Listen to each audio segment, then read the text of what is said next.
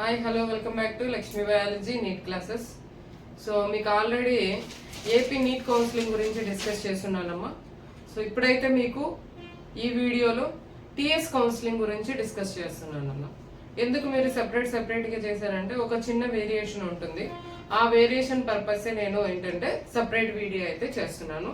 Remaining everything is the same నాన్న.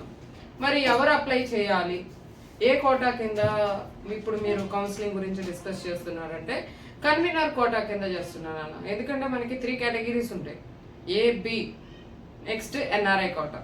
అలా మనకి ఇప్పుడు ఏంటంటే ఇదేంటంటే కన్వీనర్ కోటా. కన్వీనర్ కోటా వచ్చేసరికి ఫస్ట్. సో ఆ కన్వీనర్ కోటాలో మీకు ఏంటంటే ఇక్కడ డిస్కస్ చేయబోయేది ఫస్ట్ ఎవరెవరు ఎలిజిబిలిటీ ఉంటుంది అంటే నాన్ లోకలా, లోకలా, లేకపోతే ఇంకెవరైనా అప్లై చేసుకోవచ్చా. సో మెయిన్గా ఎవరైనా అంటే ఇక్కడ ఏంటంటే మీకు ఇక్కడ వచ్చేసరికి స్టేట్ గురించి నేను డిస్కస్ చేస్తుంది.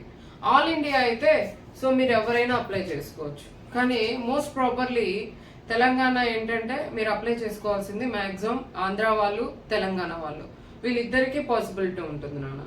ఎందుకు వీళ్ళిద్దరికీ పాసిబిలిటీ ఉంటుందంటే కొంతమంది ఏపీ వాళ్ళు తెలంగాణలో 4 years చదివినా కానీ వాళ్ళు తెలంగాణ లోకల్ కిందకి అనేది కన్సిడర్ చేస్తున్నారు.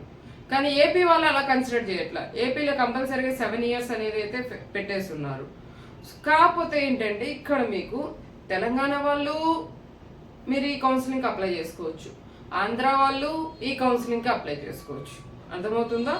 అంటే లేదు మేము వేరే స్టేట్ వాళ్ళు ఉన్నారు వాళ్ళు కూడా అప్లై చేసుకోవచ్చు అంటే వాళ్ళు ఎవరైనా కానీ కంప్లీట్గా తెలంగాణలో 4 years కానీ చదివి ఉంటే కంప్లీట్గా అంటే మీరు ఎప్పుడో చిన్నప్పటికి తీసుకురాకూడదు నాన్న. 6th నుంచి 12th లోపు, 6th నుండి 12th లోపు మీరు 4 years తెలంగాణలో కానీ చదివి ఉంటే వాళ్ళు అప్లై చేసుకోవచ్చు. క్లియర్ నాన్న? అంటే ఆంధ్ర వాళ్ళు, తెలంగాణ వాళ్ళు కంపల్సరీగా అప్లై చేసుకోవచ్చు. రిమైనింగ్ స్టేట్ వాళ్ళు కూడా కంపల్సరీగా 4 years అక్కడ చదివి ఉంటే వాళ్ళు కూడా లోకల్ అవుతారు. అంటే ఇప్పుడు నేను చెప్తుంది ఏంటి, స్టేట్ కౌన్సిలింగ్ కాబట్టి సో స్టేట్లో ఎలా అప్లై చేసుకోవాలి ఏంటి అనేది అయితే మీకు ప్రాసెస్ చెప్తున్నాను. సో ప్లస్ ఇంకోటి ఇక్కడ మీకు కౌన్సిలింగ్ లో 3 ఉన్నాయి అవునా, ఎంసీసీ, ఆయిస్, నెక్స్ట్ నర్సింగ్ 3 ఉన్నాయి. ఇప్పుడు నేను చెప్తుంది ఏంటి, first one MCC, that is MBBS and BDS counselling.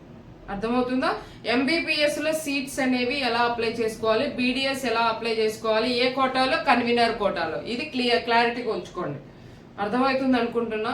Categories మనకి 3 categories ఉంటాయి నాన్న. First one convenor quota, second one B category, third one NRI. So అది కూడా మీకు కావాలి అనుకుంటే, దానికి డీటెయిల్ మాకు సరిగ్గా తెలియదు అనుకుంటే, మీకు ఎవరికైనా అవసరం ఏంటంటే మీరు కామెంట్ సెక్షన్లో మీరు కామెంట్ చేయండి. మీకు దేని గురించి అయినా డౌట్స్ కానీ ఉంటే మీరు కామెంట్ బాక్స్లో కామెంట్ చేయండి అన్న. కంపల్సరీగా మీకు నచ్చినవి నేను మీ దగ్గరికి అయితే తీసుకొస్తాను. అంటే క్లాసెస్ అయితే కామన్గా రన్ అవుతూ ఉంటాయి, కానీ ఇవేంటంటే out of knowledge. So out of knowledge అంటే మీకు కంపల్సరీగా మీకు ఏ డౌట్ ఉందనేది మాకు తెలియదు కదా. సో మీ డౌట్ ఏంటనేది మీరు కానీ దాంట్లో కామెంట్లో మీరు రాసి పెడితే డెఫినెట్గా దానికి సంబంధించిన ఇన్ఫర్మేషన్ అయితే మీ దగ్గరికి తీసుకొస్తాను. ఓకే రన్నానా? So let's come back to the counselling classes. So ఎలా మనం అప్లై చేసుకోవాలి ఆల్రెడీ చెప్పానన్నా. నేను ఏ కోటా కింద చెప్తున్నానన్నాను, కన్వీనర్ కోటా. ఎవరి గురించమ్మా? MBBS and BDS. కాకపోతే ఫస్ట్ 2 ఒకేసారి జరుగుతాయంటే లేదమ్మా. ఫస్ట్ ఎంబీబీఎస్ కౌన్సిలింగ్ జరుగుతుంది, తర్వాత బీడిఎస్ కౌన్సిలింగ్ జరుగుతుంది. అర్థమవుతుందా? ఫస్ట్ ఎంబీబీఎస్, తర్వాత బీడిఎస్. సో ఇక్కడ చూడండి, ఎప్పుడైతే మీకు మనకి రిజల్ట్ వచ్చేసిన తర్వాత నోటిఫికేషన్ రిలీజ్ అవుతుంది కదా, మీకు కౌన్సిలింగ్ అనేది ఇప్పుడు రిలీజ్ అవుతుంది అనేసి. సో అప్పుడు మీకు నోటిఫికేషన్ ఎప్పుడైతే వస్తుందో, నోటిఫికేషన్ వచ్చినప్పుడు మీరు అప్లై చేసుకోవాలి. సో ఎలా అప్లై చేసుకోవాలి? నోటిఫికేషన్ వచ్చిన వెంటనే అయితే అప్లై చేయొద్దు నాన్న. 1 day వెయిట్ చేయండి, 1 day కంపల్సరీగా వెయిట్ చేయండి, ప్రాబ్లం ఏం లేదు. సో నోటిఫికేషన్ రిలీజ్ అయిన తర్వాత ఫస్ట్ మీరు ఏం చేయాలంటే ఆన్లైన్లో రిజిస్ట్రేషన్ చేసుకోవాలి. ఆఫ్లైన్ అయితే కాదు నాన్న, ఆన్లైన్లో రిజిస్ట్రేషన్ చేసుకోవాలి. మరి ఆన్లైన్లో రిజిస్ట్రేషన్ చేసుకోవాలి అంటే ఫస్ట్ అక్కడ ఏమేమి అడుగుతారంటే మీ డీటెయిల్స్ అడుగుతారు నాన్న. మీ నేము, మీ ఫాదర్ నేము, ఇవన్నీ మీకు డీటెయిల్స్ అనేవి ఆన్లైన్ రిజిస్ట్రేషన్లో ఉంటాయి. నెక్స్ట్ ఆన్లైన్ రిజిస్ట్రేషన్ కంప్లీట్ అయిన తర్వాత నెక్స్ట్ ఏముంటుందంటే అప్లికేషన్, అది సక్సెస్ అయిపోయిన తర్వాత నెక్స్ట్ వచ్చేది ఏంటిదంటే అప్లికేషన్ వస్తుంది నాన్న. అప్లికేషన్ ఫామ్ ని మీరు ఫిల్ చేయాలి. అప్లికేషన్ ఫామ్ వాళ్ళు ఫిల్ చేసిన తర్వాత, ఫిల్ చేయడం అంటే వాళ్ళు అడిగిన అన్ని డిస్క్రిప్షన్స్ అన్ని మీరు అక్కడ మీరు రాయాలి. సో అప్లికేషన్స్ ఎప్పుడైతే ఫిల్ చేస్తారో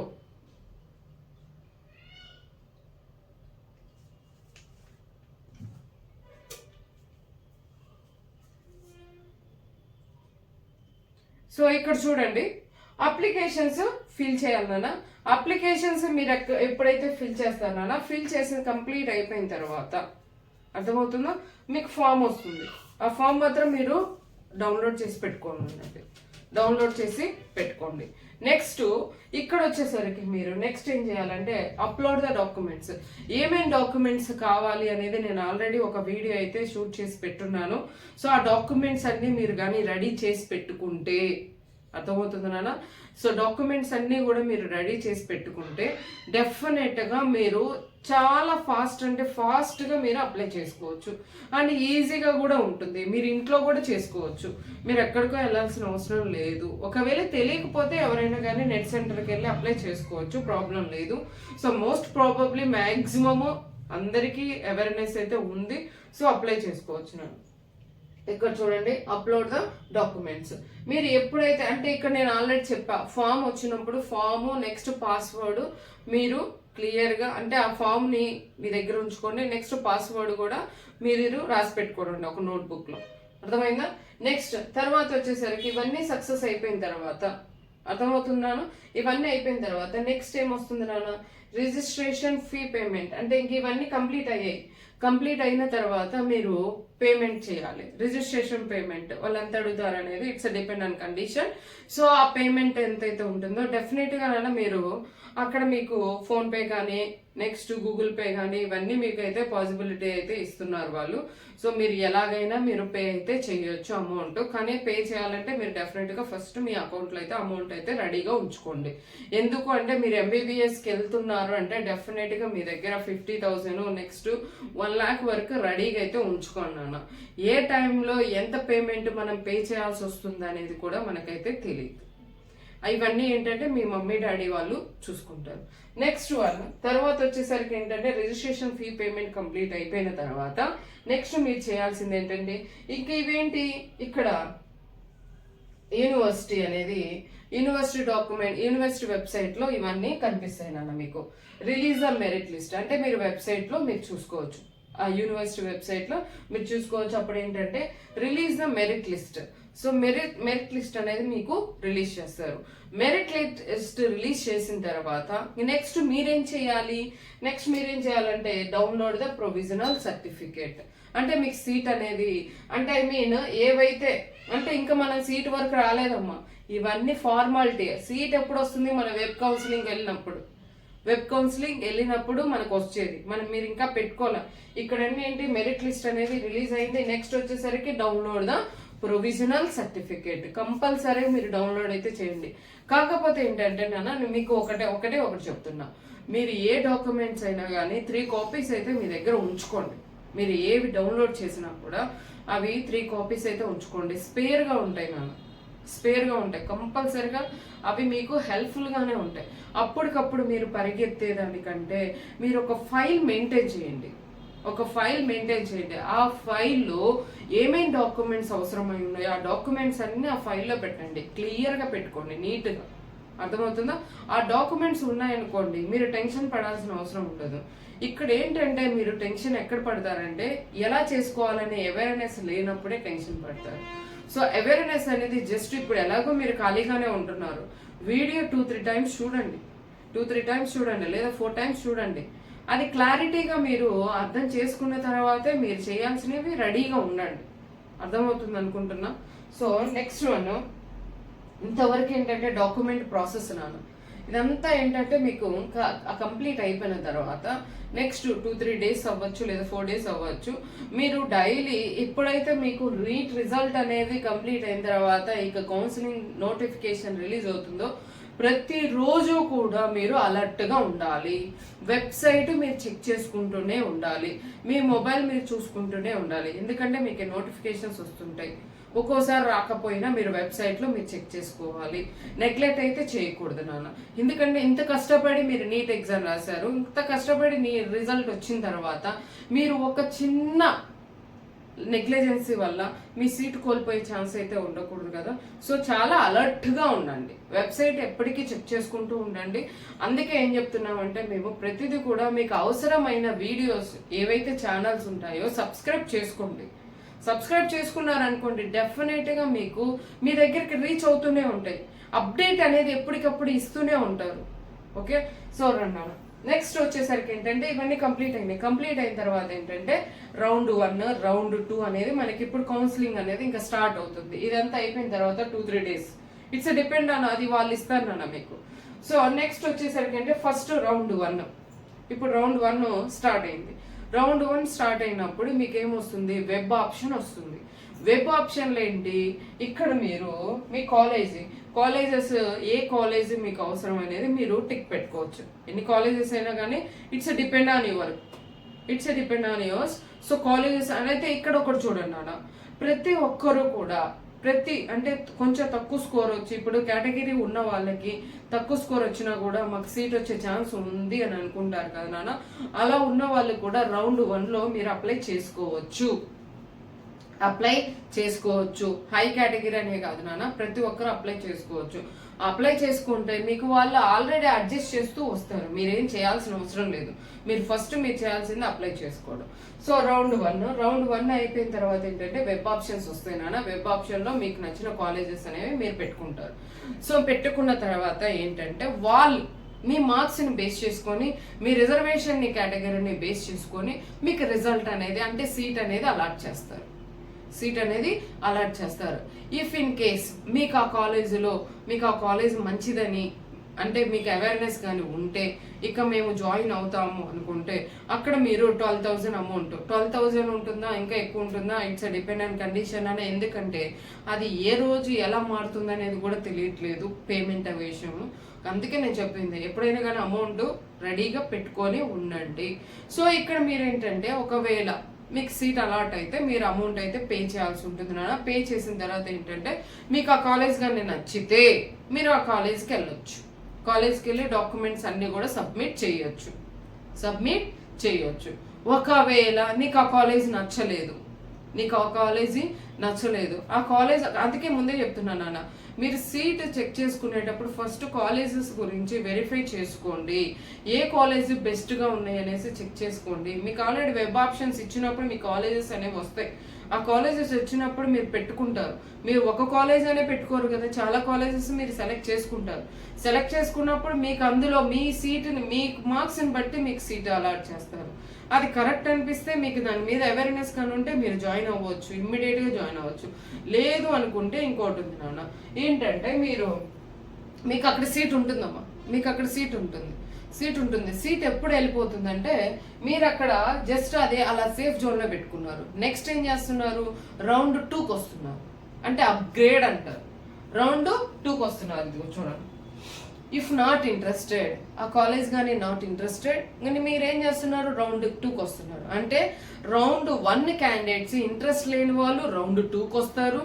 నెక్స్ట్ అసలు రౌండ్ 1లో ఏ కాలేజీ రాని వాళ్ళు రౌండ్ 2లో ఉంటారు. అంటే ఇద్దరు ఉంటారు. అర్థమవుతుందా? సో ఫ్రెష్ క్యాండిడేట్స్ ఉంటారు. ఇప్పుడు చూడండి, రౌండ్ 1లో ఎవరైతే అప్లై చేసుకొని ఉన్నారో వాళ్ళని ఏమంటారంటే అప్గ్రేడ్ క్యాండిడేట్స్ అంటారు. వాళ్ళు ఏమంటారమ్మా, అప్గ్రేడ్ క్యాండిడేట్స్ అంటారు. సో అప్గ్రేడ్ క్యాండిడేట్స్కి సీట్ అలాట్ అయ్యింది. సో వాళ్ళు ఏం చేయాలి, ఇంకా కాలేజీలో జాయిన్ అవ్వాలి. నెక్స్ట్ ఫ్రెష్ క్యాండిడేట్స్ ఉంటారు కదా నాన్న, రౌండ్ 1లో రాని వాళ్ళకి రౌండ్ 2లో వస్తుంది కదా, వాళ్ళని ఫ్రెష్ క్యాండిడేట్స్ అంటారు. సో ఒకవేళ ఆ ఫ్రెష్ వాళ్ళు ఏంటంటే వాళ్ళకి అక్కడ కాలేజ్ అనేది ఇంట్రెస్ట్ లేదు. నెక్స్ట్ ఈ రౌండ్ 1 క్యాండిడేట్స్ కూడా రౌండ్ 2లో వచ్చినా కూడా ఆ కాలేజ్ ఇంట్రెస్ట్ లేదు. సో నెక్స్ట్ వచ్చేసరికి ఏంటంటే మీరు ఇక్కడ మ్యాక్సిమం రౌండ్ 3కి అప్లై చేసుకోవచ్చు. అంటే నేను చెప్పేది ఏంటంటే మ్యాక్సిమము మీరు ఎప్పుడు కూడా సీటు ఒకసారి వచ్చినప్పుడు మీరు పెట్టుకున్నప్పుడు ప్రాపర్గా ఫస్ట్ టైమే చెక్ చేసుకోండి. కాలేజెస్కి వెళ్ళి మళ్ళీ సర్టిఫికేట్ ఇచ్చిన తర్వాత మళ్ళీ తెచ్చుకోవడం, ఇదంతా ఏంటంటే టైం టేకింగ్ ప్రాసెస్, రిస్క్ ప్రాసెస్లు. అంటే మీరున్న ఏరియా ఒక చోటు ఉంటుంది నాన్న, కాలేజ్ ఒక చోట ఉంటుంది, మీరు వెళ్ళడం రావడం అంటే ఇదంతా ప్రాసెస్ అనేది లెందీ ప్రాసెస్ అవుతుంది. సో ఇప్పుడు చూడండి నెక్స్ట్ అంటే ఇక్కడ ఏంటంటే మీకు అక్కడ ఏపీలో ఏంటంటే రౌండ్ 1లో అప్గ్రేడ్ అయితే రౌండ్ 2కి వస్తారు అంతే. కానీ ఇక్కడ వీళ్ళు ఏం ఆప్షన్ ఇచ్చారంటే రౌండ్ 2 నుంచి మళ్ళీ రౌండ్ 3కి కూడా అప్గ్రేడ్ చేసుకోవడానికి ఇచ్చారు. అంటే 2 ఛాన్సెస్ ఇచ్చారు, అక్కడ ఓన్లీ 1 ఛాన్స్, అదే వేరియేషన్. నెక్స్ట్ వచ్చేసరికి ఇక్కడ చూడండి అన్న mop up round. So mop up round చూడండి, రౌండ్ 1 క్యాండిడేట్స్ వస్తారు, నెక్స్ట్ రౌండ్ 2 క్యాండిడేట్స్ వస్తారు. అసలు సీట్ రాని వాళ్ళు కూడా ఏంటంటే మాపప్ రౌండ్కి వస్తారు. అంటే 3 మెంబర్స్ ఉన్నారు, అవునా? సో వీళ్ళు ఏంటంటే మీకు ఇక్కడ సీట్ అలాట్ అయినప్పుడు ఇంకా డెఫినెట్గా అప్గ్రేడ్ క్యాండిడేట్స్ డెఫినెట్గా జాయిన్ అవుతారు నాన్న. మాక్సిమం ఆల్రెడీ వాళ్ళకి 2 టైమ్స్ ఛాన్సెస్ అయితే ఇచ్చారు.